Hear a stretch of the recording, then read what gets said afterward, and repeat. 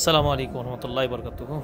প্রিয় দিনে ভাই বোনেরা, আজকে আমরা রয়েছি মাদান সালেহ এলাকার একটি বিশাল সুবিশাল পাহাড়ের মধ্যে রাস্তা, ঠিক সুড়ঙ্গ পথ রাস্তার মধ্যে রয়েছি। দুইটা বিশাল উঁচু পাহাড়, অনেক বড় পাহাড়, এবং তার সুড়ঙ্গ রাস্তাটা দেখতে পাচ্ছেন, একেবারে চিকন রাস্তা, একজন মাত্র লোক পার হতে পারে।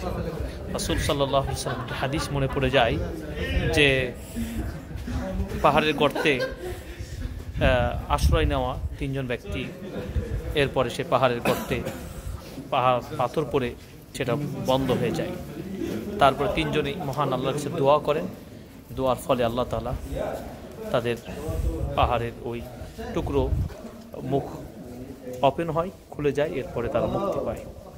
তো সে কথা মনে পড়ে যাচ্ছে যে একেবারে সুড়ঙ্গ পথ, এমন রাস্তা, সেখানে দেখুন যে কত চিকন এমন রাস্তা, যদি কোনোভাবে একটা দুর্ঘটনা ঘটে, কিন্তু সেটা আমাদের আল্লাহ সুবহানাহু ওয়া তাআলার উপরে সেই আশা রাখতে হবে এবং আল্লাহকেই ভয় করতে হবে।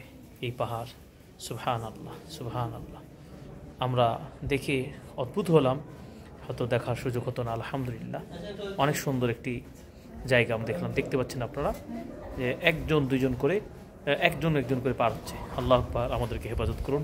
আল্লাহর সৃষ্টি দেখি আমাদের ঈমানকে আল্লাহ বাড়িয়ে দিন, আমিন। আসসালামু আলাইকুম ওয়া রাহমাতুল্লাহি ওয়া বারাকাতুহু।